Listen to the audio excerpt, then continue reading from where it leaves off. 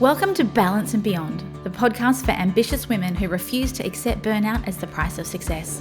Here, we're committed to empowering you with the tools and strategies you need to achieve true balance, where your career, relationships, and health all thrive, and where you have the power to define success on your terms. I honor the space you've created for yourself today.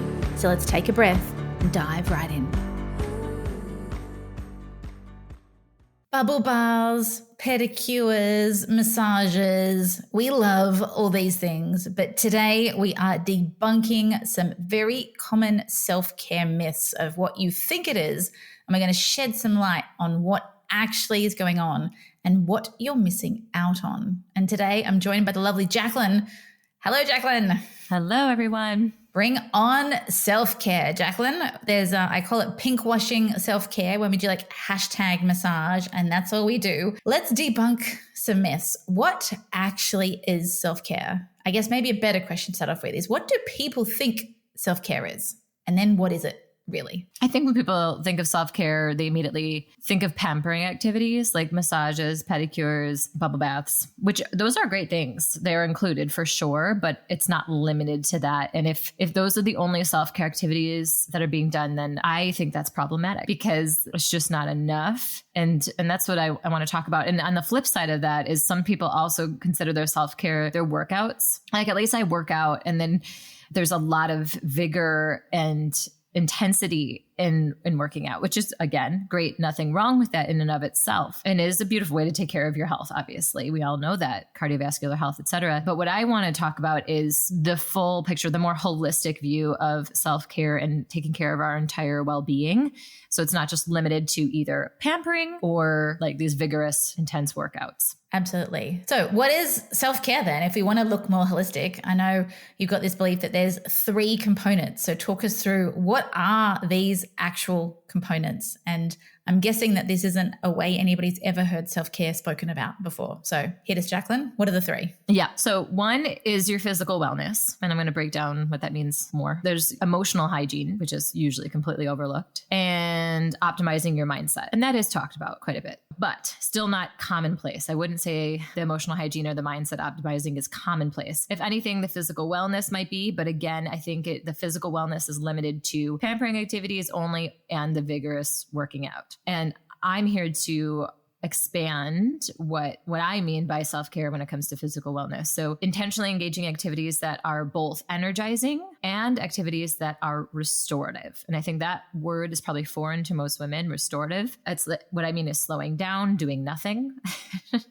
And you might be wondering, how can you be doing nothing if that's for your physical wellness? And I want to talk about that. So obviously the activities that are energizing are movement activities. And what if you had movement activities that weren't always so intense? Those are great. But do you ever have just movement activities that feel gentle?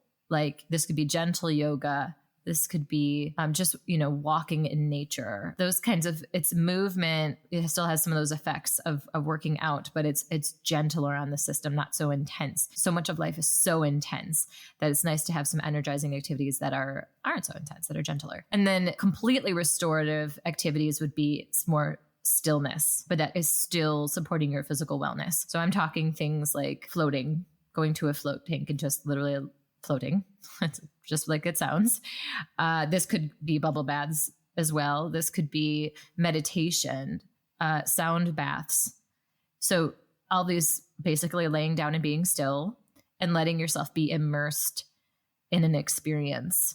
And this allows you to downregulate your nervous system. So important. So again, I'm expanding these definitions, whether they're energizing and they're gentler or they're completely restorative and still. These are ways to downregulate your nervous system for your physical wellness. This is going to lower the cortisol and support your adrenals that are being inundated. Yeah. And I guess the reason I think that so many women struggle with the stopping part is, or the floating, or the, lying down and taking probably breath work, I'd almost put in that category too. That we have to be doing something all the time. If I've got this self-care time, if I've got time to myself, I've got to make it worthwhile. And we've got such a strong association with doing. Hence, I know the old me, if I wasn't sweating and working out for 45 minutes, so much so that I had to have a shower afterwards, well, that workout wasn't worth it. The thought of doing 5 minutes of stretching was incomprehensible because it wasn't intense. It wasn't hardcore. And that's when all we then do is put even more stress on our nervous system that's already stressed. And then we take out any buffer we have to recover.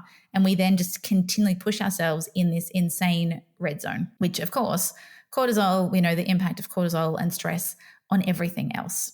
So I guess this is an invitation to women to reconsider what could physical movement look like for you if you want to take care of your physical wellness. There are many, many ways that they could be doing that are perhaps beyond their current understanding. Yep. So getting out of that addiction to intensity and achievement and giving yourself permission to have those gentler, energizing activities or even full restorative stillness. Really, really important. And what's so awesome about that is when you give your nervous system the space to downregulate, you actually show up in the world more who you want to be. And what I mean is you show up more responsive versus reactive. You show up more grounded, centered, right? As opposed to overwhelmed and frantic. So then this gives you the bandwidth to get curious, like I said, responsive. So when you are triggered by something that your kids say, or that a coworker says, or the to-do list at home or at work, when you're like overwhelmed by that, doing some downregulating activities is going to feel good, let you have more bandwidth and space to pause and get curious. Oh my gosh, I'm feeling really overwhelmed. I'm feeling really frustrated by what he or she said or did. What's actually going on here? Right. And so then we can start responding with more, mature responses in ways that feel are more reflective of who we are versus becoming someone we don't recognize and don't really like. So, but it requires you to be able to slow down and give yourself that down regulation in your nervous system so that you can do that emotional processing. So you can feel anger or sadness, frustration, fear, whatever is coming up for you. It's hard to process emotions when your body is on fire. Yeah, which I guess is the second component we're talking here about. When we talk about emotional hygiene, it is something you said it's completely overlooked. When women are living in a state of fight or flight and they are in a state of anger and overwhelm, well, it's almost like that's the only thing that you've got this hand right in front of your face, and it's the only thing that you can ever experience. And that emotion begets more emotion, begets, addicted, chemically and neurologically addicted to those emotions. And then finding anything else becomes really difficult. We hear this all the time that women come to us saying, Jo, I've lost the joy. All I am is overwhelm and anger and frustration and resentment. And there's no peace, there's no joy, and there's absolutely no room for fun. So talk to us, Jaclyn, about what does, you gave us a hint there, but what does emotional hygiene mean, and what stops people from, well, I guess almost knowing about it, let alone doing anything about it? Well, I don't think we really have any role models or societal acceptance around the range of emotions. We vilify, especially for women, we vilify anger.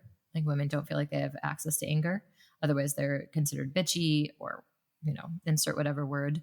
We might have more acceptance around sadness, but usually sadness comes around, it's more around like victimhood or pity versus like feeling the more tender, truer thing, which is around grief or, something to that effect. So yeah, it's a practice. It's actually something we have to learn to develop a skill in being with emotions without getting stuck in stories about what that means. Like, oh, this anger, like, and then staying in the blame and the, you know what I mean? Like versus understanding the anger. We just get trapped in the story that makes us feel trapped and disempowered versus I'm really angry and I understand why I am. And that makes me connected to something that gives me conviction. And now I can take action that feels aligned for me. That's an empowered way.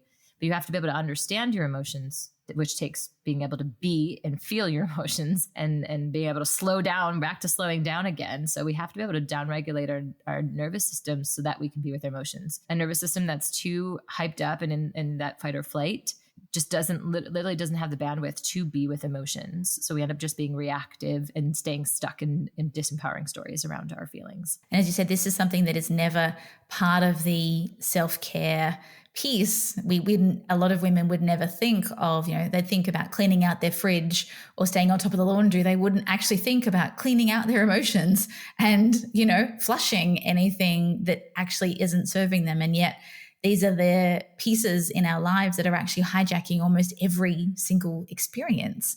So it's almost like the dirty laundry is covering everything. Well, no, we've got to actually learn to do something about this, don't we? That's right. That's right. Good thing we teach it in our work. Women come to us and they're like, what are you talking about? Emotional constipation. And they realize that they are emotionally constipated, and we teach them how to flesh that out, so to speak, and start being with those emotions.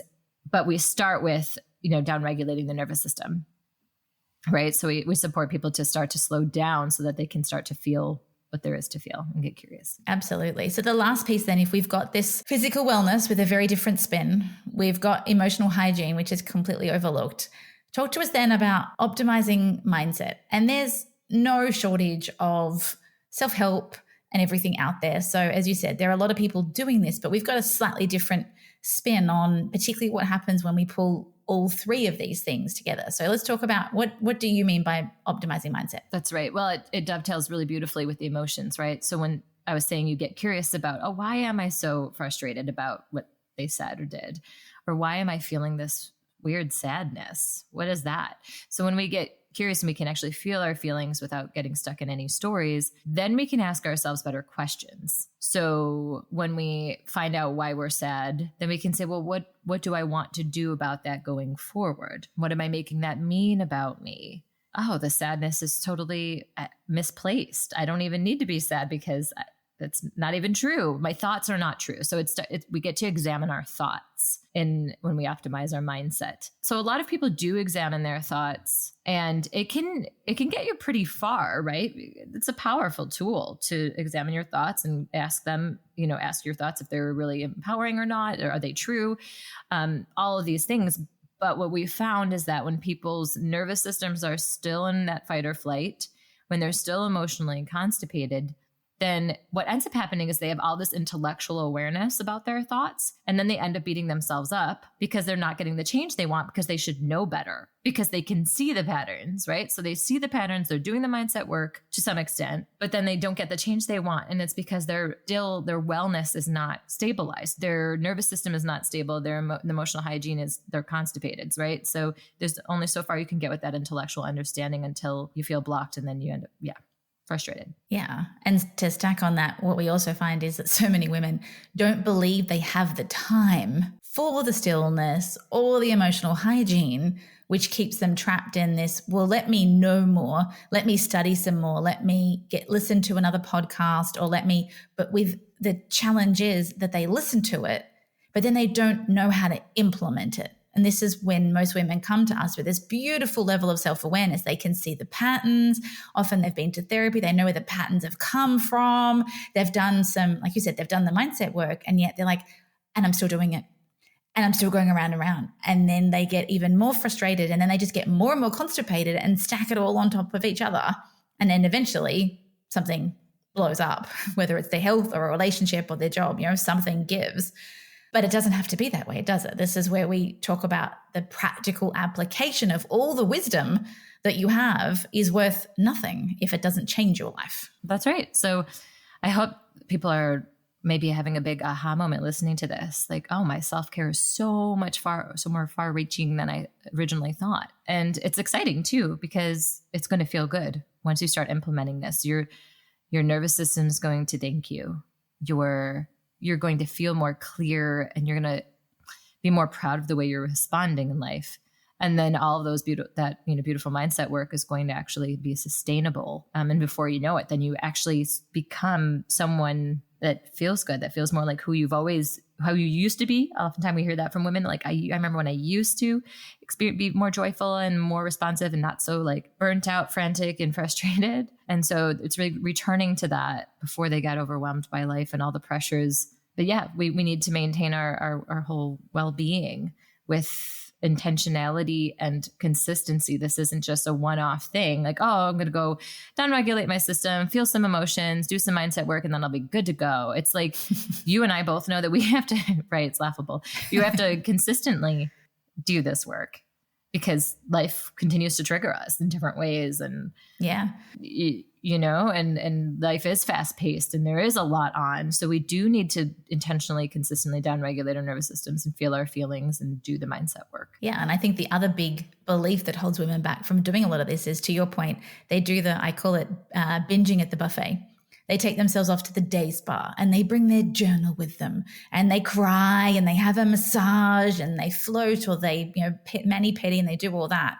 And they go home and then they yell at their kids and they feel resentful at their husband. And then they've almost undone everything that they did, instead of going for regular snack-sized portions of how do you learn how to do this in 5 minutes.